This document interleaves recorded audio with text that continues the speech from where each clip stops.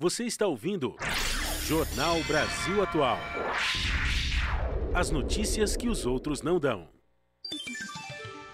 Agora são 8h03 e vamos fazer contato com o médico infectologista Marcos Caseiro. Bom dia, Caseiro. Bom dia, como vão vocês? Tudo bem aí? Tudo ótimo.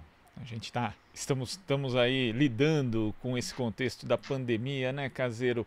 E como é que você viu? Não tem como a gente não começar falando justamente da troca feita ontem no Ministério da Saúde pelo presidente Jair Bolsonaro. Saiu o Mandetta, entrou o Taishi. Como é que você viu essa troca ocorrendo justamente em meio à pandemia do coronavírus?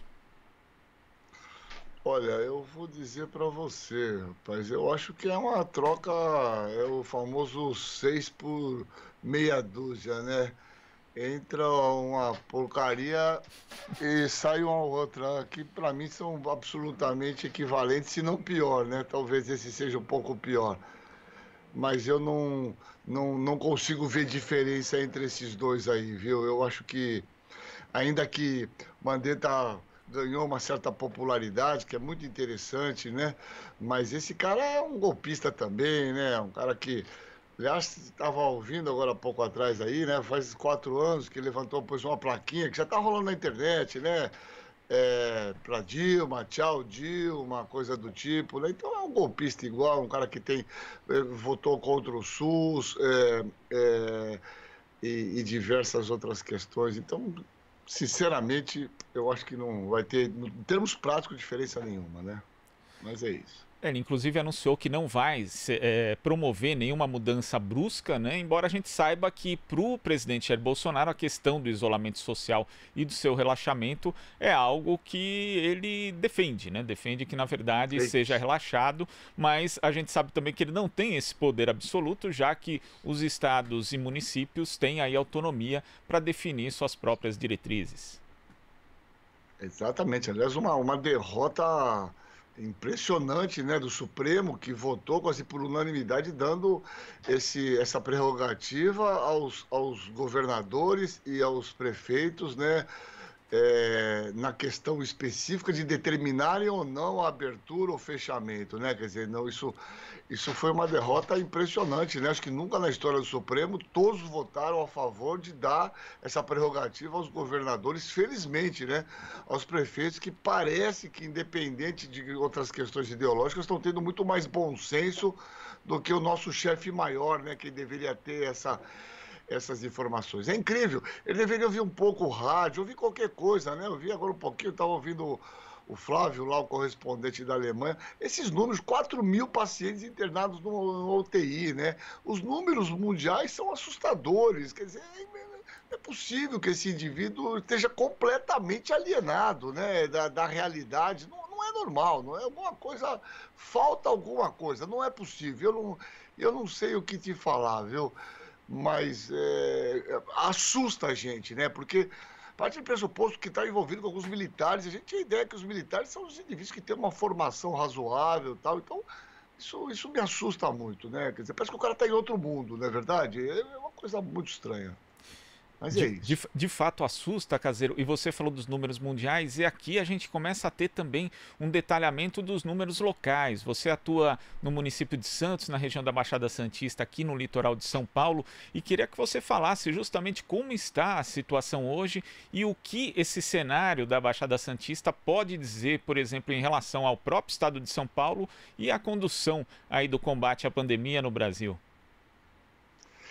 Então, esse é um detalhe interessante. Você sabe que rolou essa semana no jornal A Tribuna até uns dados que eu que fiz esses dados e coloquei aqui num grupo que a gente tem, que envolve até o secretário de saúde. E o dado chamou a atenção, um monte de gente já começou a mexer. A verdade, eu simplesmente peguei o boletim do Ministério, peguei os nossos dados e pus naquela correlação, né? Que existe 2 problemas muito importantes em medicina e epidemiologia. O primeiro problema importante, que já está sendo amplamente discutido aí, é a questão do chamado crescimento exponencial. O nosso cérebro não é muito preparado para essa ideia de que as coisas crescem de uma maneira exponencial. Então, às vezes você vê, nós estamos num caso, tem poucos casos, mas isso, de repente, nessa ideia exponencial, um indivíduo infecta 3. Cada um desses 3 vai infectar mais 3. Então, vão ser 3 daqui, 6, 9. E assim vai, né? Então, você fica um período com um certo crescimento relativamente estabilizado e, de repente, você explode o número de casos, né? Essa é uma questão importante. E a outra questão é a relativização desses números. Então, só para dar um exemplo, nós estamos aqui em Santos, nesse momento, com 22 óbitos. O mais importante até do que os casos são os óbitos. 22 óbitos, proporcionalmente, nos põe na mesma situação que Wuhan, lá na China, que morreram 3.800, mas lá eles têm uma população de 80 milhões de habitantes. Santos tem 433 mil. Então, proporcionalmente, nós estamos pior do que eles. Mas quando a gente olha esse número, 22 mortes, pô, só morreram 22. Pô, a gente está vendo lá na Alemanha, na Espanha, na Itália, nos Estados Unidos, num dia morreu 2.000. Esses números nos parecem pequenos, mas eles nos enganam. Porque proporcionalmente esses números são muito altos e são muito preocupantes, né? Porque eles indicam uma tendência que nós nem mal começamos a história da epidemia. Eu acho que nós vamos ter ainda... Nós estamos entrando numa fase de ascensão de casos e eu acho que a coisa vai piorar muito nas próximas semanas, né? E essa é a realidade. Então, proporcionalmente, nossa situação é pior do que lá no estado de Hubei, na China. Para as pessoas terem uma ideia disso, ainda que sejam numericamente 22 mortes, né? Caseiro, agora... Não sei se é claro essa ideia aí para os nossos ouvintes, para você, né? Não, é claro, a questão da proporção justamente, né? Que a gente tem que fazer essa correlação entre a população do local e o número de óbitos. Caseiro, agora a gente vai à participação da Marilu Cabanhas. Oi, Marilu. Oi, olá, ouvintes, internautas, telespectadores e Caseiro, prazer em falar com você. Tô sabendo que você acabou de sair do plantão aí, Caseiro. Tá duro aí o negócio, né? Aí. Aliás, eu tô voltando no plantão. Eu fiquei em 14 dias de isolamento. Eu peguei essa infecção aí, né? Eu fiz um quadro leve, moderado, fiquei isolado aqui, fiquei 3 dias com um quadro febril importante, com muita dor no corpo. Mas foi um quadro que eu posso dizer leve para moderado. Eu tive falta de ar aos pequenos esforços, mas eu não tive desconforto respiratório. Então, felizmente, foi um quadro moderado e eu já estou pronto aqui. Voltei, já dei plantão essa noite lá no Guilherme Álvaro e estou aqui cheio de disposição para voltar para o trabalho, né? É isso. Ai, mas que bom que deu tudo certo, hein? Puxa vida, Caseiro, eu não sabia que você também tinha se infectado. Mas, Caseiro, vamos lá. Em relação a esse levantamento que você fez, né? Vou até comentar aqui que eu recebi, né? Estava rodando aí nos grupos de WhatsApp um gráfico, né, a respeito da contaminação em algumas cidades aí da Baixada Santista, a respeito de Santos, que está chamando a atenção.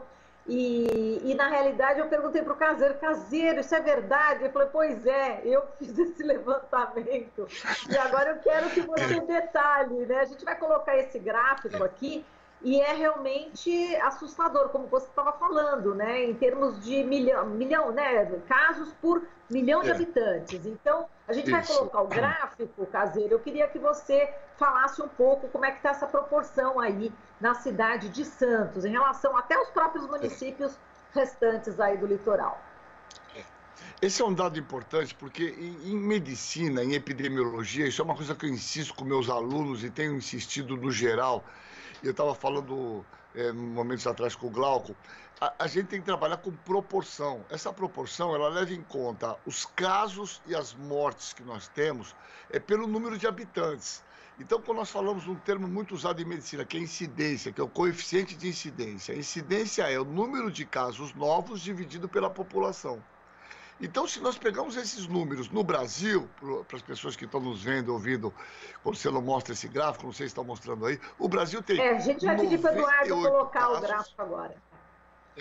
Nós temos 98 casos para cada 1 milhão de habitantes. Isso a gente faz uma proporção, a gente divide o número de casos pela população brasileira e multiplica pelo 1 milhão para dar um número inteiro. Então a gente fala, o Brasil tem 98 casos para cada 1 milhão de habitantes. Isso permite comparação. quando nós pegamos esses dados, número de casos em Santos, dividido pela população de Santos, que é 433 mil habitantes, multiplicado por 1 milhão, tá aí, né? A gente pega o Brasil, o Brasil já está aqui, ó, em pretinho, 119, estava 98, está 119. Quando a gente divide os casos pela população, você vê que o Brasil dá 623 casos. Então, veja, é um número que aí eles põem aqui, né? Acima de 50% é uma situação de emergência. Quer dizer, nós temos 5 vezes, né, esse número do Brasil. Então, é uma situação muito importante. Ainda que eu estava comentando, quando você pega número de casos, você pode até pensar assim, ó, Santos, de repente, está fazendo mais teste, está testando mais, nós estamos encontrando mais casos. Até pode ser. Mas tem um outro gráfico, quando a gente analisa a mortalidade, nós já temos 22 mortes, né? Proporcionalmente à nossa população aqui de Santos, nós temos mais mortes do que aconteceu em Hubei, lá na China. Então, proporcionalmente, neste momento da epidemia, que nós estamos numa fase intermediária ainda, vai ter muito, nós temos 22 óbitos e nós temos cerca de 28 pacientes, eu acho que esse número é mais, deixa eu até ver no meu gráfico aqui, nós temos aqui em Santos, nesse momento, só para as pessoas terem uma ideia desse número, nós temos cerca de... Só pegar esse dado, porque esse dado é importante. Enquanto você busca aí, enquanto você coloca aí, Caseiro, chama atenção nesse gráfico, né? Santos, 623, né, por milhão, não é isso? A média é 119 no Brasil. E aí em São Paulo, 621, quer dizer, Santos está mais, né, atingido do que São Paulo. É isso. E aí, o que eu digo, a questão da proporcionalidade. Então, é o que eu estava comentando. Quando você pega, e aí você poderia até justificar, olha, muitos desses casos são pacientes que acabaram pagando exame no particular que é notificado. Então, você poderia pensar, Santos está notificando mais, nós estamos procurando mais. Você pode até pensar dessa forma numa fase inicial. Mas quando você pega, né, os óbitos confirmados, esse que é o número, você pega, Santos nesse momento tem 22 óbitos confirmados e nós temos 26 óbitos que estão em investigação, né? Olha o que eu vou falar, olha esse número, com esses 22, nós já estamos numa situação pior do que o que aconteceu lá em Hubei, na China, que é onde que explodiu os casos inicialmente, né? A China, em Hubei, tem 80 milhões de habitantes, Santos tem 400 mil. Então é importante as pessoas, porque quando a população vê, teve só 22 óbitos, 22 óbitos é um número muito grande. Então é importante, isso que eu estava falando, a questão da proporcionalidade, né? Então, vê, nós já temos 22 óbitos, temos 26 em investigação, provavelmente mais da metade vai dar positivo, porque está esperando o exame de SWAB do LUTS, e temos 29 internados em UTI, né? Então, provavelmente, nós já vamos chegar numa morte, provavelmente nesse mês, certamente próximo a 50, 60 casos, que é um número assustador, né? Então, as pessoas têm que ficar atentas para esse fato ali, apesar de ser um número que as pessoas... A cabeça remete lá nos Estados Unidos, morreu 2.000 pessoas num dia. Mas tem 300 milhões de habitantes, né? Então, é importante as pessoas entenderem essa situação. A situação é grave. E o que a medicina tem nesse momento, eu enfatizo aqui nessa linha, a importância da questão do isolamento social como única medida que a ciência tem nesse momento, né, em termos médicos, para a gente conseguir conter o avanço dessa epidemia, né? Muito bem. E, Caseiro, a gente sabe que circulou também pela internet, né, inclusive já pela imprensa, obviamente, praticamente boa parte já deu essa informação, de que o novo ministro, né, ele deu declarações num vídeo institucional produzido pelo Instituto Oncoguia em abril do ano passado, em abril agora, né? E o Instituto promovia um Fórum Nacional sobre Oncologia em Brasília nos dias 16 e 17 de abril, aliás, do ano passado, né? e eu queria que você comentasse a fala dele, mas para a gente falar do perfil, né, do ministro ligado à iniciativa privada, dando, enfim, agora dando todas as cartas, né, num período tão grave que a gente está vivendo, que ele não tem essa experiência, né, do SUS. Então eu queria primeiro colocar, pode ser, Caseiro? Eu estava comentando anteriormente aqui e reenfatizo isso. Eu acho que é trocar. Eu nem vou falar 6 por meia dúzia, porque é um termo. É trocar uma porcaria por uma porcaria pior. Não tem outra qualificação. São dois desqualificados para assumir um cargo desse. Quem pode comparar um cidadão desse, por exemplo, com o Arthur Quioro, né? Um grande amigo, um grande sanitarista. É isso que nós temos de ministro. Primeiro é um golpista, votou lá pelo afastamento da Dilma, votou contra o SUS, vem da iniciativa privada. É uma porcaria. Esse Mandetta ganhou uma popularidade aí, né? Porque acho que a Globo batia lá naquelas falas chatas dele, que falava e não falava nada. E esse aí é pior, pelo visto, né? Porque eu ouvi um vídeo aqui, vocês devem ter visto, as pessoas devem ter visto, e que ele diz assim, se morrer um velho novo, é morrer um velho, porque a expectativa de vida dele é melhor, então nós vamos trabalhar pelo novo. Isso é uma coisa nazista, quer dizer, um Goebbels. Agora, na verdade, a gente imagina que o Ministério dos Sonhos, né, o grande time, está pronto, né? Damares, Weintraub, só tem lixo, só porcaria, né? É um ministério de porcaria, assustador. É pobre do nosso país, realmente. E é o que eu estava falando anteriormente, felizmente, né? O Supremo, né, num momento de lucidez, aliás, eu estava comentando, me parece que nunca aconteceu isso, unanimemente todos votaram a favor de dar a prerrogativa dos governadores, dos prefeitos, que estão se comportando de uma maneira inacreditavelmente, né, muito melhor do que o nosso guia maior. Eu acho que nem é guia, eu acho que ele nem governa mais, esse presidente. Então, eu espero que nós continuemos com a força desses prefeitos e governadores para a gente poder fazer o que tem que ser feito, que é o isolamento. Mas eu acho que ele vem para destruir, com certeza, viu, Marilu? Essa é a minha ideia, né? Tá certo. Quer dizer, nem vamos colocar o vídeo, que você já resumiu exatamente o que ele falou, então pronto, já fica respondido. Perfeito. Glauco, é com você. Obrigada, Caseiro. Beijo para você. Obrigado. Prazer em te ver, Marilu. Um beijo. Fique quietinho aí. Okay. Caseiro, muito obrigado pela sua participação aqui no Jornal Brasil Atual e até a próxima. Obrigado você, Glauco. Obrigado aos nossos ouvintes. Um grande abraço para você e continue nessa imprensa firme, forte e combativa aí, viu? Um grande abraço a todos. Seguimos, tchau. Um grande abraço. Conversamos aqui com o médico infectologista Marcos Caseiro. Aqui você ouve as notícias que os outros não dão. Jornal Brasil Atual.